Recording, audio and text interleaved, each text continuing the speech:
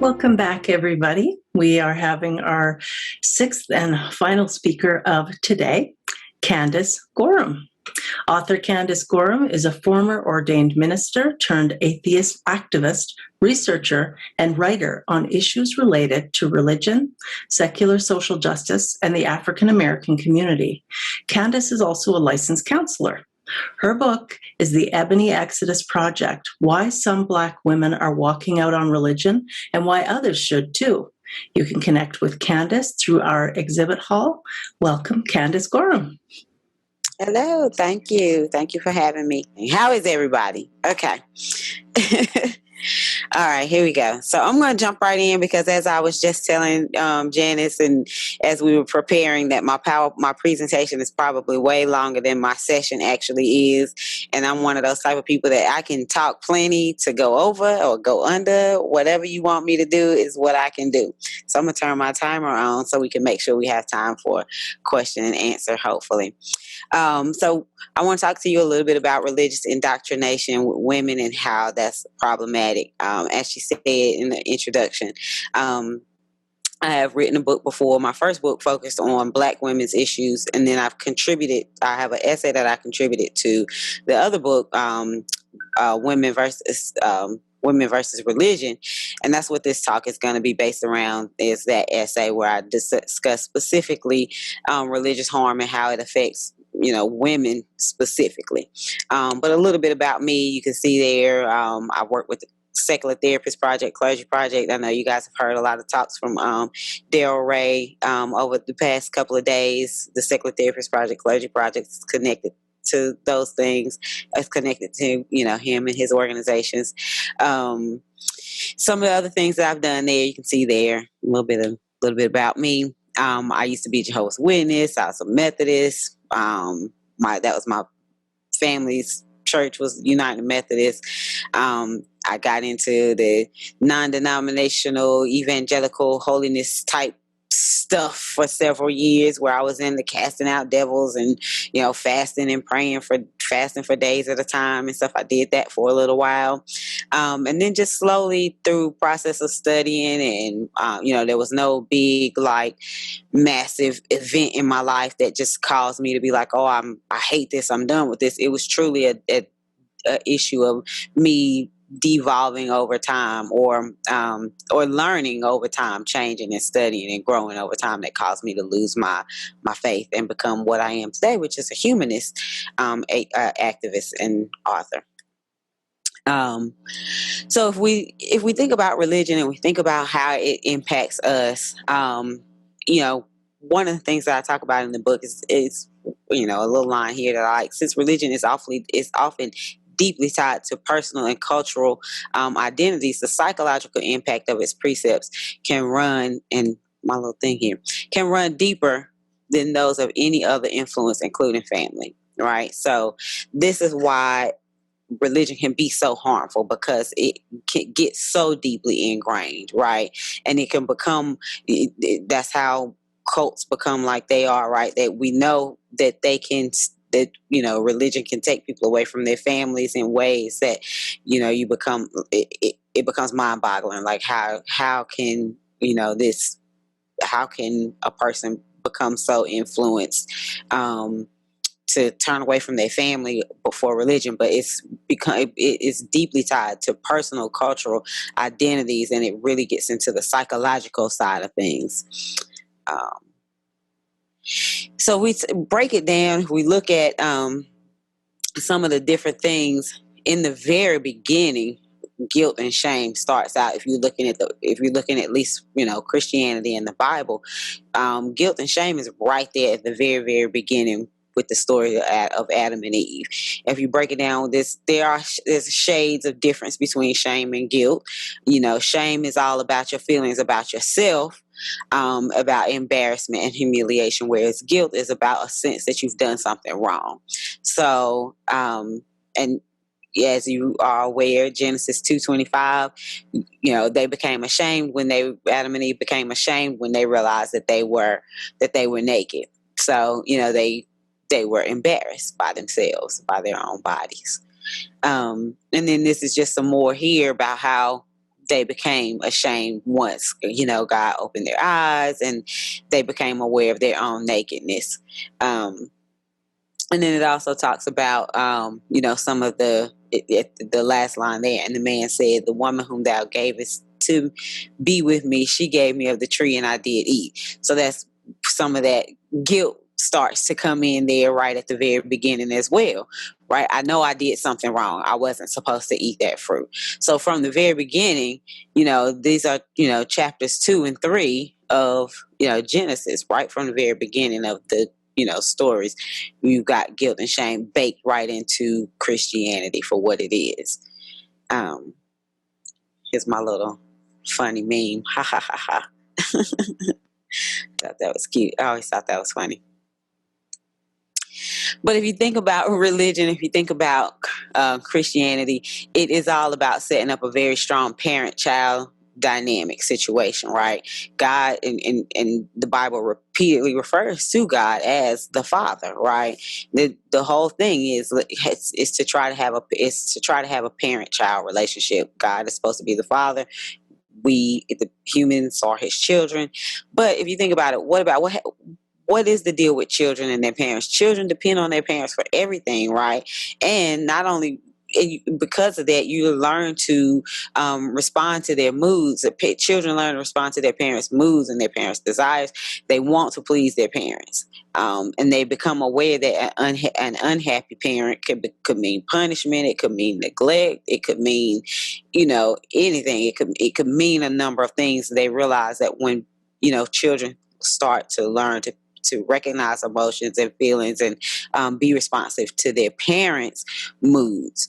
And the sense of disconnection from our parents is a really big issue. And, we might be adults now who kind of gotten over our trauma and may feel like, I don't care about my parents' disapproval or whatever anymore. But if you think about it, as a small child, right?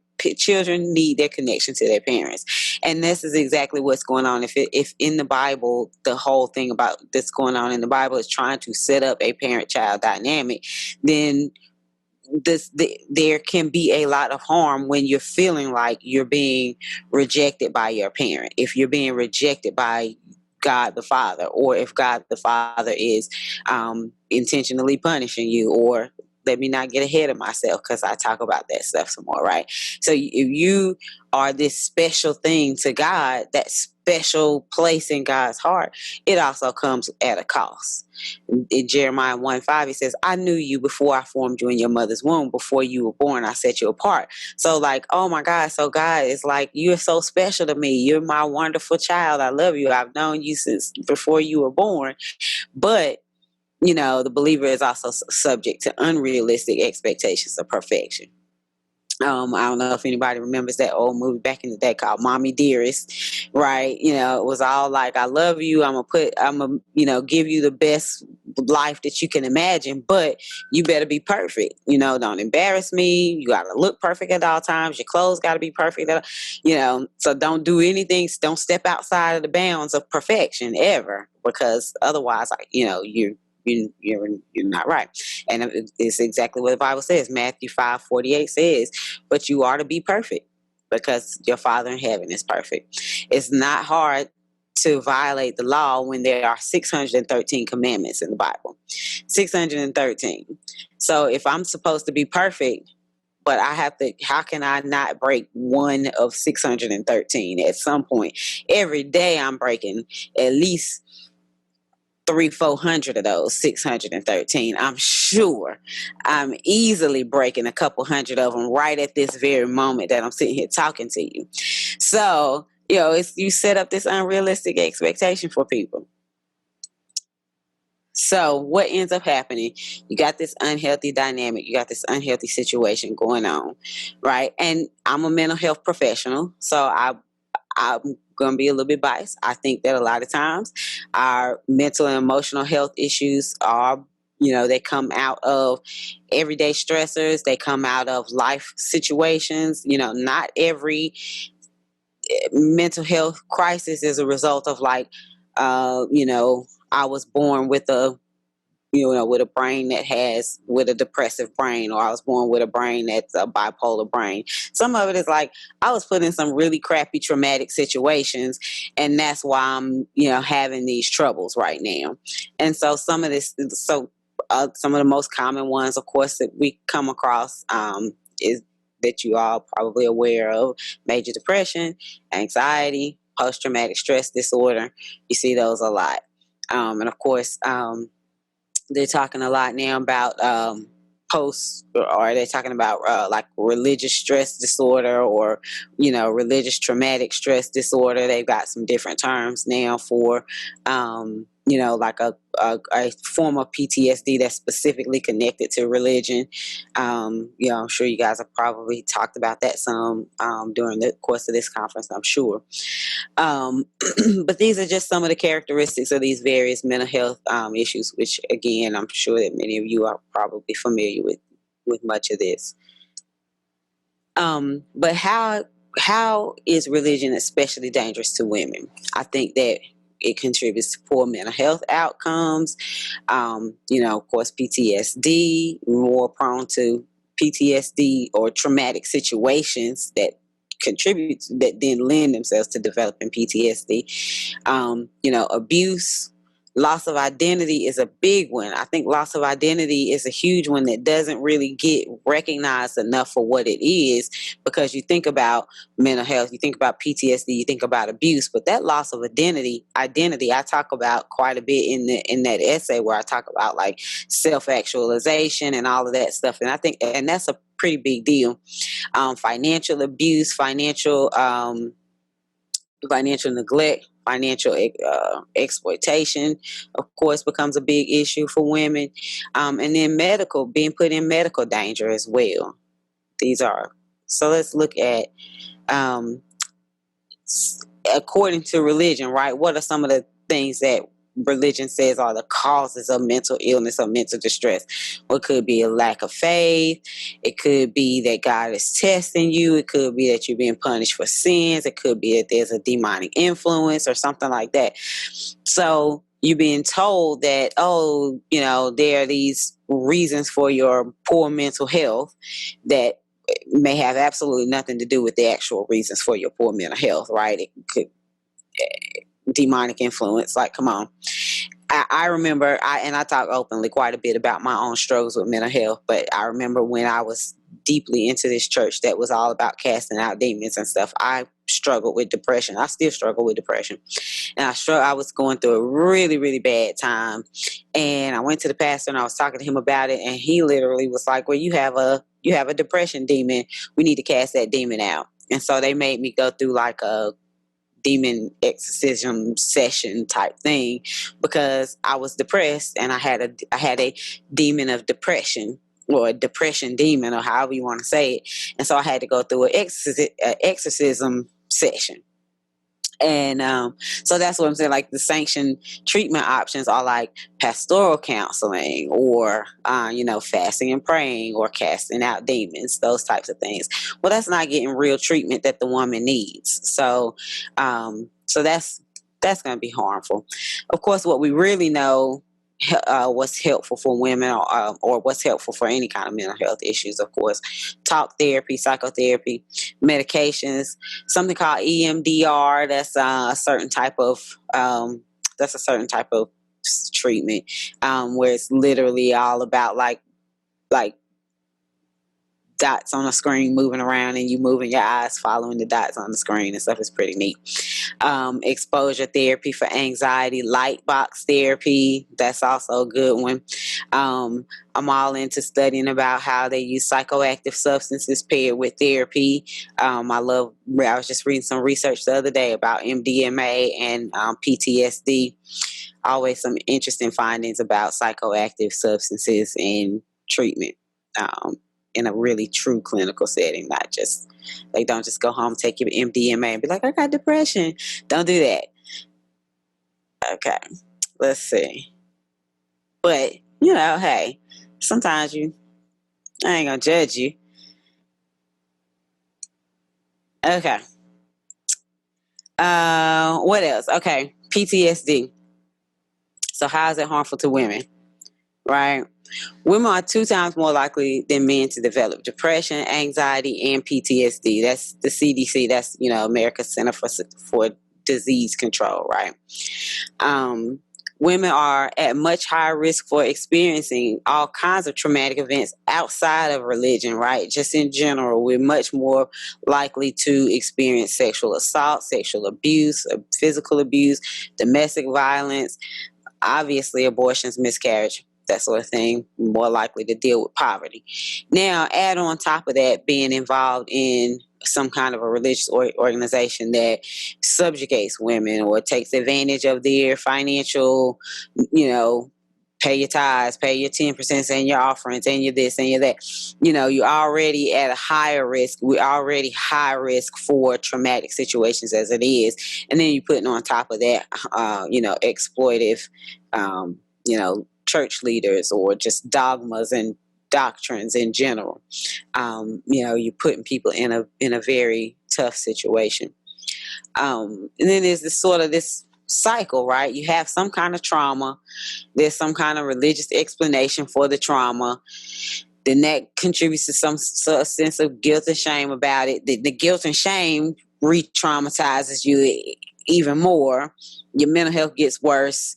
Then you just keep experiencing more trauma. So you just kind of you can get stuck in this PTSD trauma that's especially harmful when you're in religious situations because of that additional piece of the religious explanation and that guilt and shame that comes on top of that religious explanation. I think that makes that cycle spin even faster and harder to break, those two, that religious explanation piece, and then like that guilt and shame becomes like a glue to that cycle that makes that cycle harder and harder to break.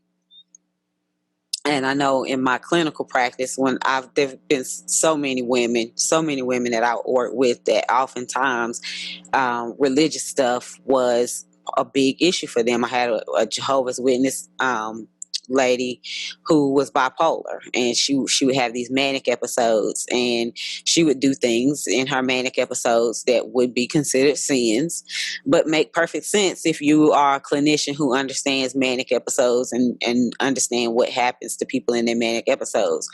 Well, she got called before all the elders at the church, and she had done some sexual stuff, so she had to talk to them about her sexual activities and all the things that she did. And I mean, she was very ashamed about it. And then they ended up excommunicating her anyway after she had did all of this, so she gets all this guilt and shame. She was traumatized. She was super depressed. She was doing everything she could to get back in right standing with the organization.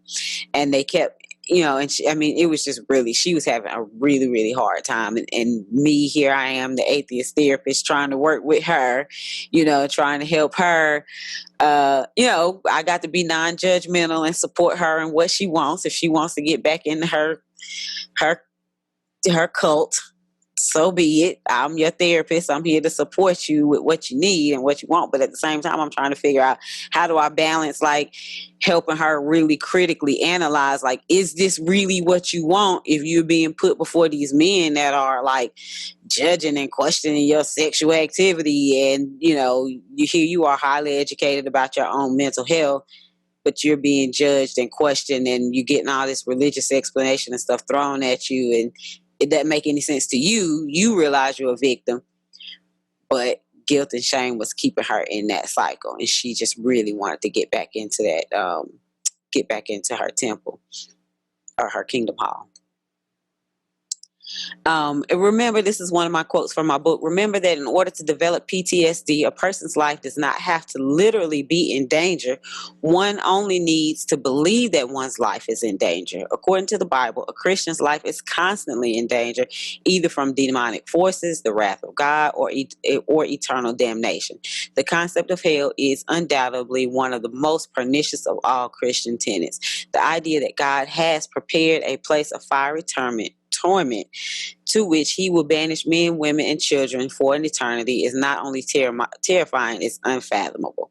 So I assert in the essay that one of the ways that we can develop PTSD, one of the diagnostic criteria for developing PTSD is that you have to believe that your life is in danger. Well, if you read a book that's telling you that, yeah, your life is constantly in danger, then you are, your what's the word I'm looking for? Your alarm bells, your body's alarm system is constantly on alert all the time, looking for all these potential threats. So I got to be on the lookout for spiritual warfare. I got to be on the lookout for demons. I got to be on the lookout for this. I got to be perfect. I can't break any of those 613 commandments. So you kind of end up in this situation where your alert system is always up to here. That could lead to the development of some sort of a traumatic disorder issue. Abuse.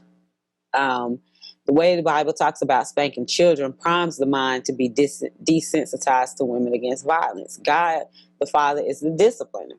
Right? If you look at the Bible, there's so many scriptures about literally using physical discipline. So folly is bound up in the heart of a boy, but the rod of discipline drives it far away. Do not withhold discipline from your children. If you beat them with the rod, they will not die.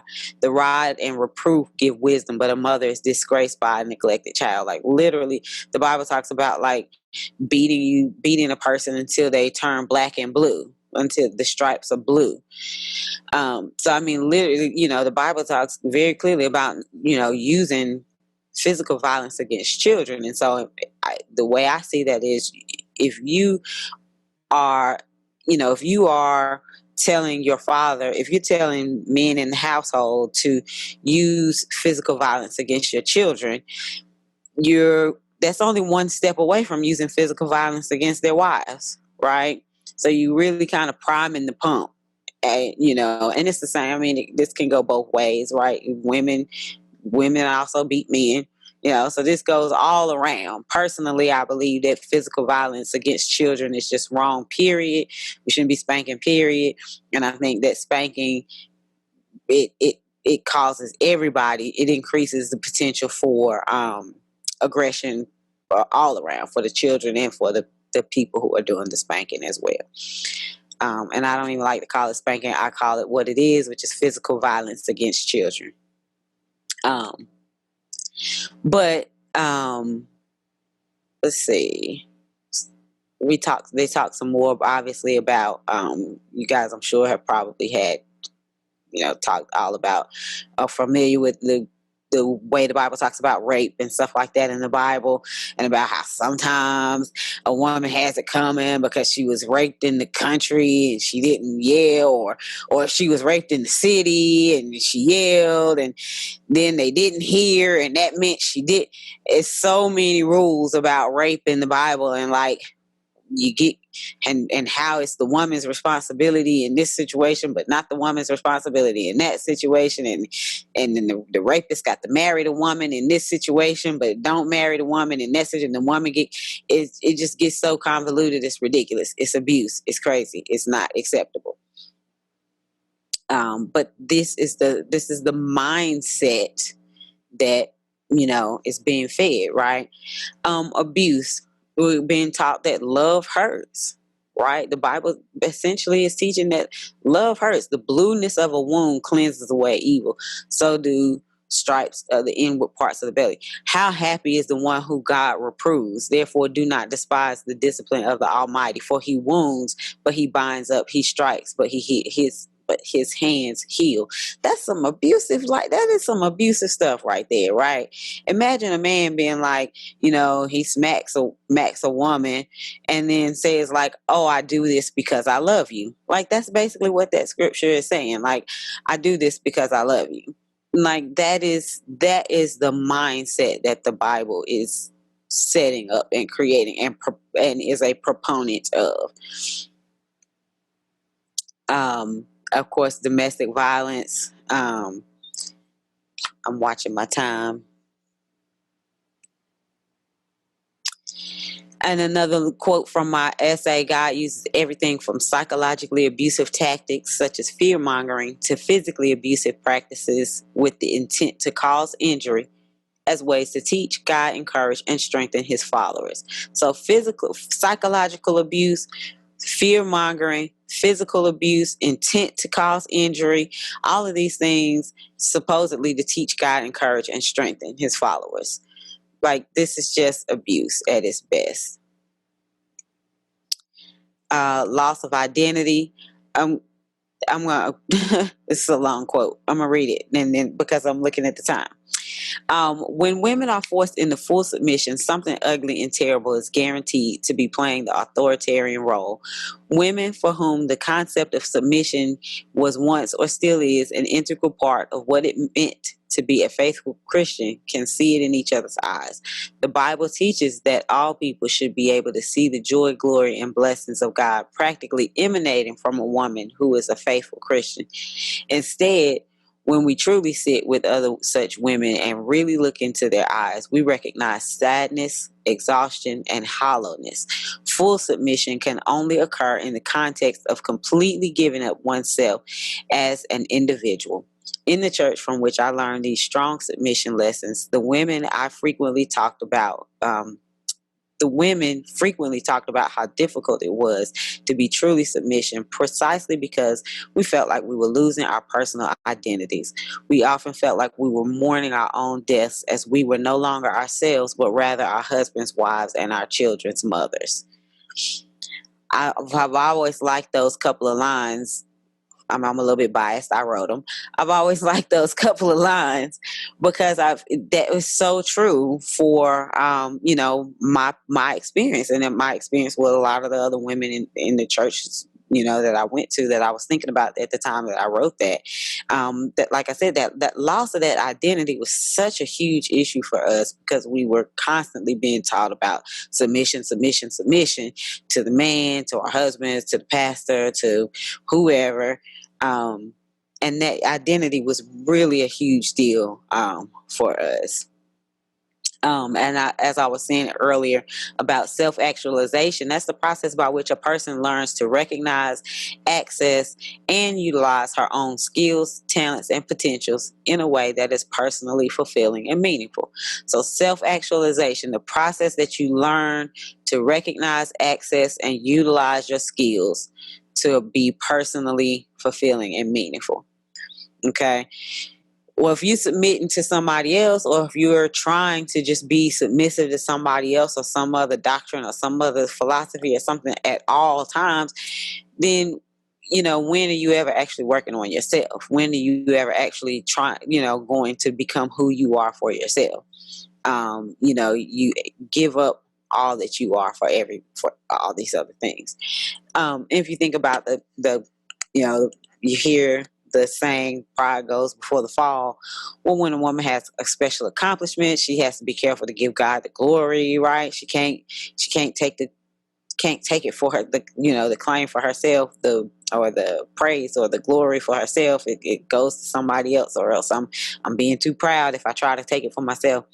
I'm always doing stuff or having that type of conversation with my mom when something good happens in my life. She'll be like, "Oh, see, that was God," and I'm always like, "Actually, the way I see it is, it was me, because I went to college for 8 years, and then I appreciate you because you helped take care of my child, and and then this guy over here, he fixed my car the day," and I'll start running off all of these positive, all these things that contribute to whatever path that led, whatever positive thing just happened. Like, I don't know, my daughter bought a car a couple of weeks ago. My mom was all, "Look at God." And I'm like, yeah, my daughter's been getting up, going to work 5 days a week, missing fun activities and, missing out on family activities and saving her money and letting it build up, I'm like, no, we're going to put the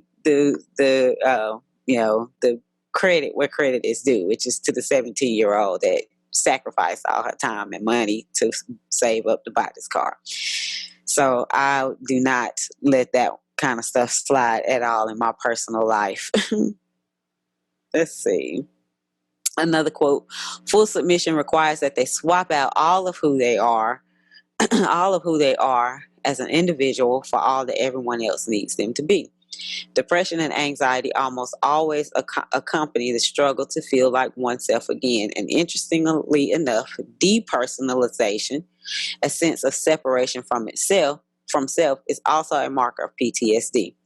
If a woman is living with either of these illnesses, how much more devastating is it to her overall well-being when she is required to give up the last vestiges of who she is as a person in submission to a man, a religion, or God? So full submission requires that you swap out all that you are as an individual for all that everyone else needs you to be. And depression and anxiety is almost always there. And then that depersonalization is going to follow along as well. Financial, we talk about the financial abuse, how it's harmful.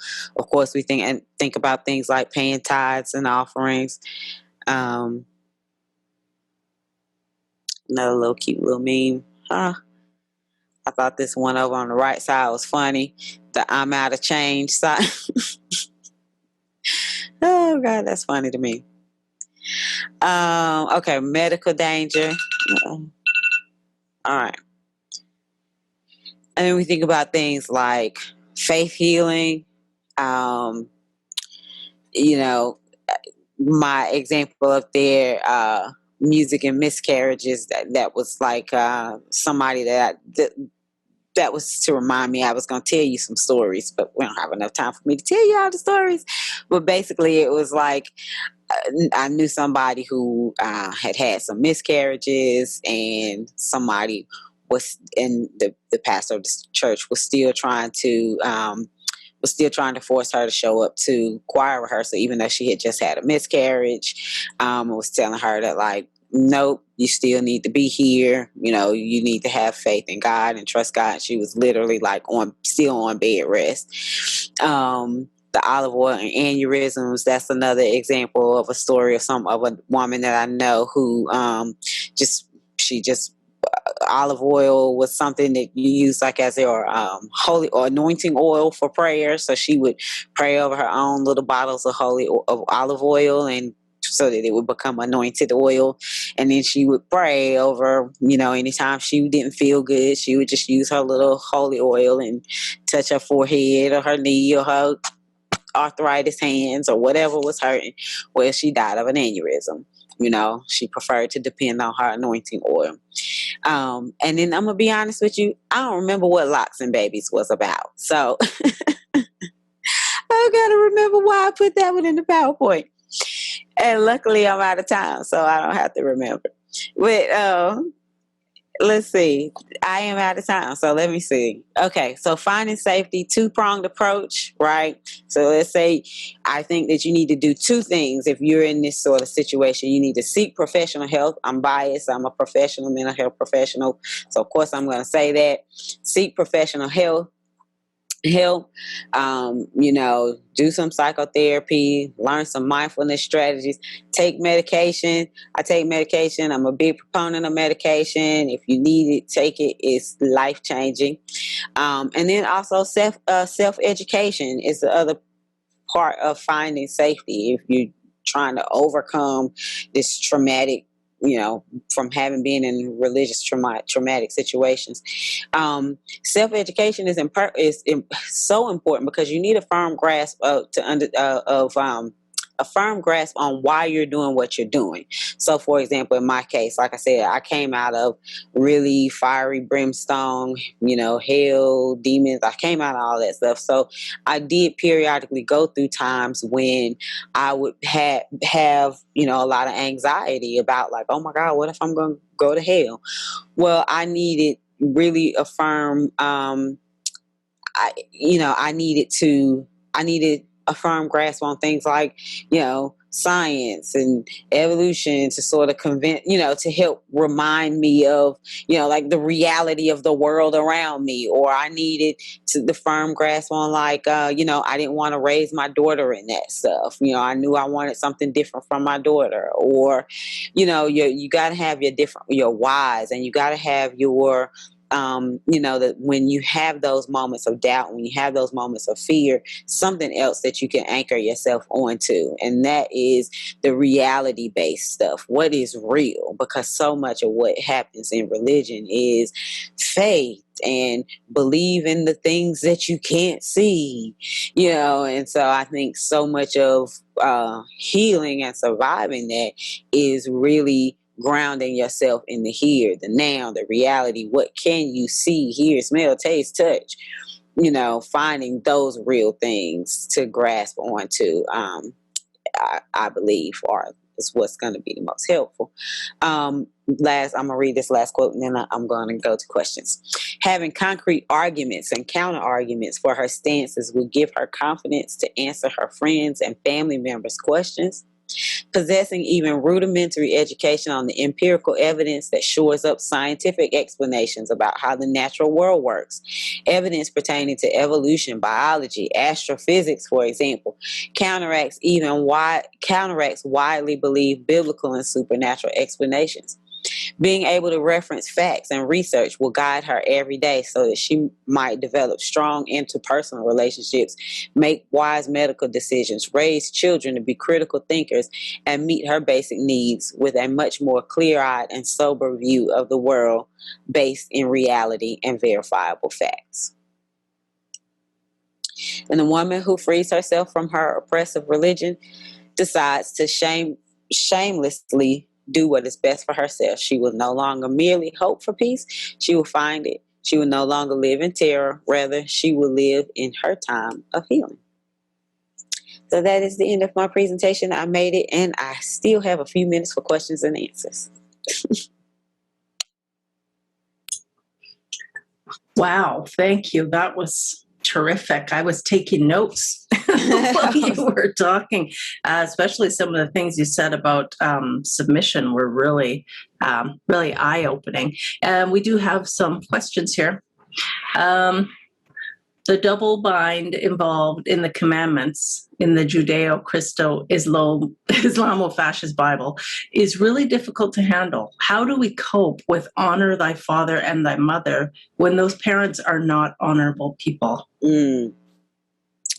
Well, I think that honor thy father and thy mother is a religious principle. There's nothing, again, like I said, in the natural world, I mean, we as children, we need our parents, to survive, right?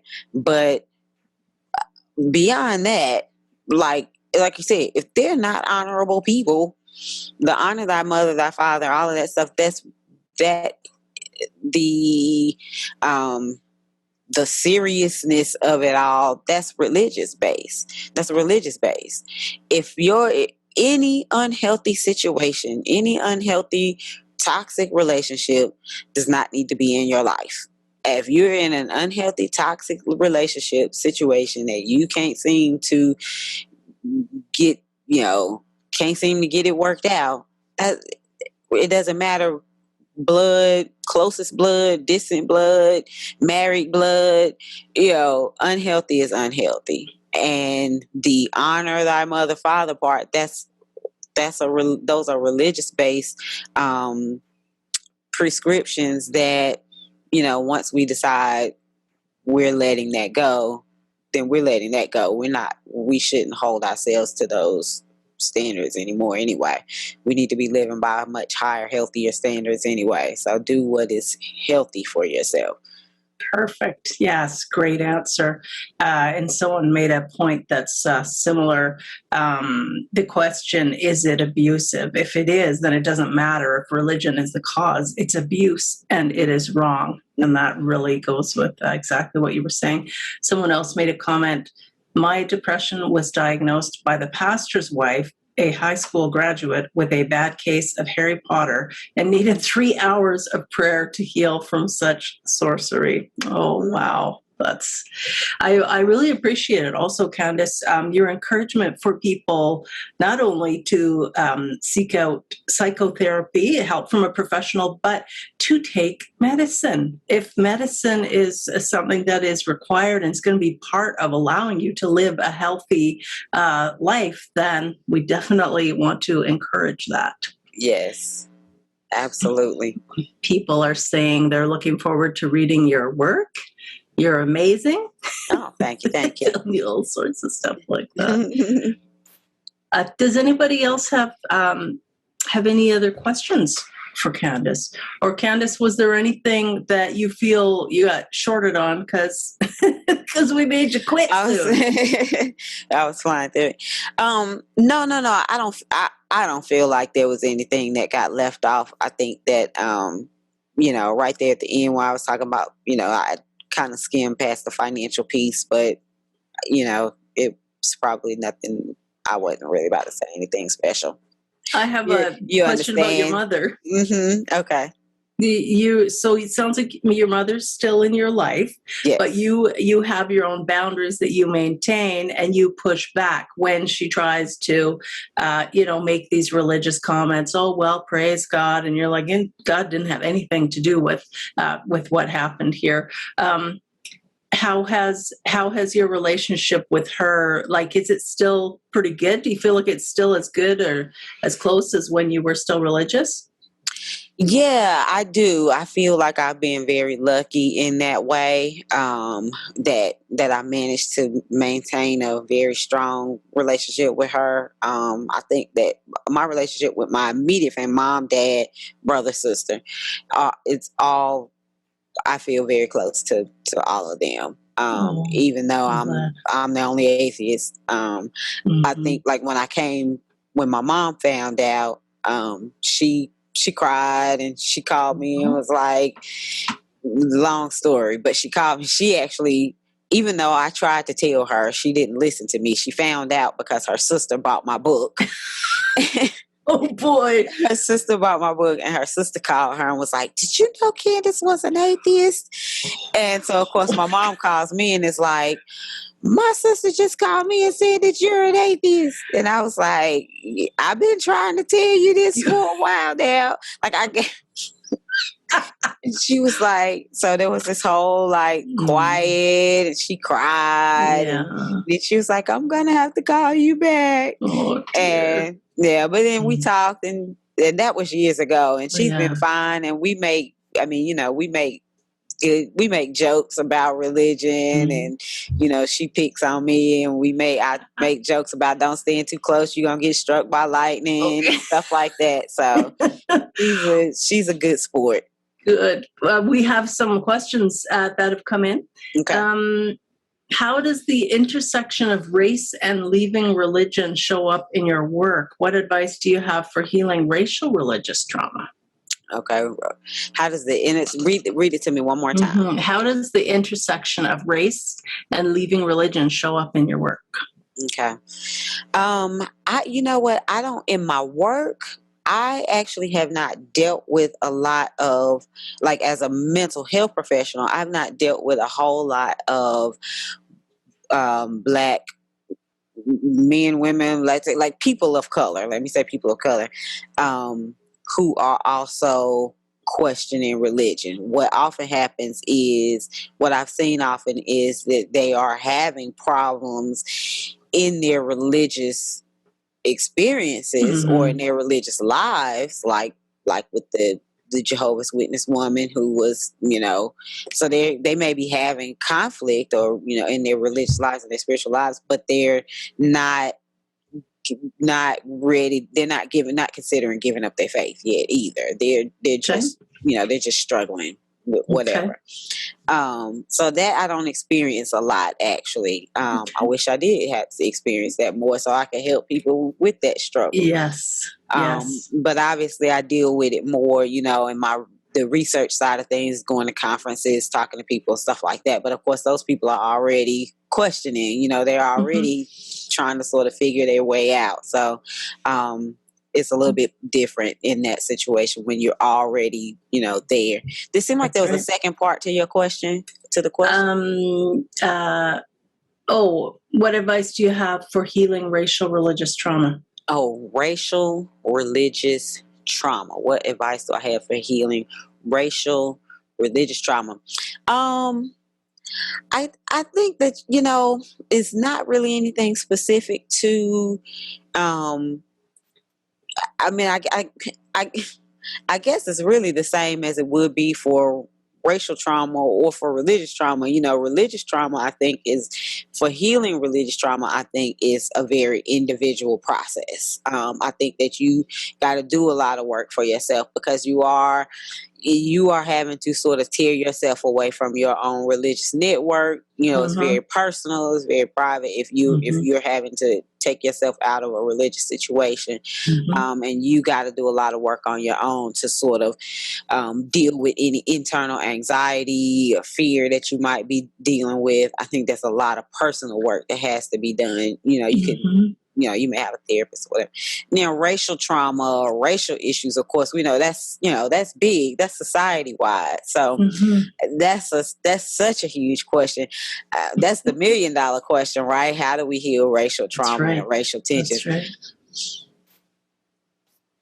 That's a big one. Okay. I'm still working on that one too.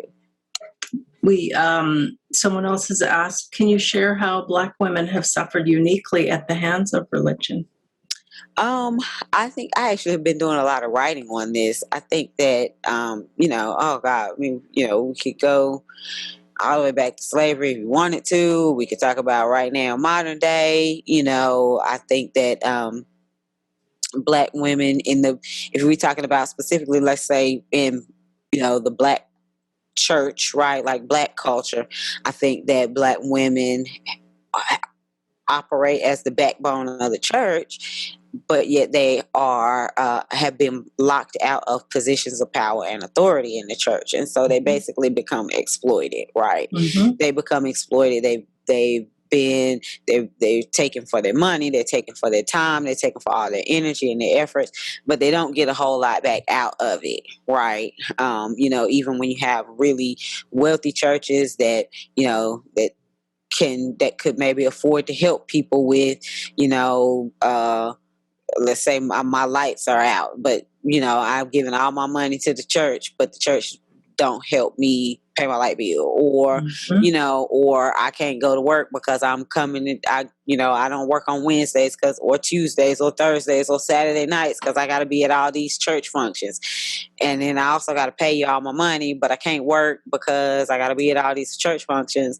I think that the Black church has been very exploitive of the Black woman because of the Black woman's commitment, such strong commitment to the church that she'll just do it for free, or she's just gonna be here anyway, or you can call on her to do XYZ, such and such and such, and so it's just really been a lot of exploitive. What's the word I'm looking for? You know what I'm trying to say? Yeah. And that's fascinating insight. Yeah. We're out of time, but you know what? Anybody, if you want to join us, if you have a full access ticket, we are getting ready at 3:00, so just in 12 minutes, to do a meeting, kind of a meet and greet, a networking event for those of you with full access tickets. I think Candace might try and join us in there. I'm going to be there, and even if Candace doesn't make it, she can still go in and read your questions, the questions in Feedloop, and maybe she'll be able to answer them for you in there. Thanks everyone for tuning in. This was a super interesting, informative talk. Thanks a lot, Candace. Yeah, thank you. I'm so glad I was able to be here. Me like too. A whirlwind, but I enjoyed it. Yes, exactly. We will see you also in the next session, the networking one about community.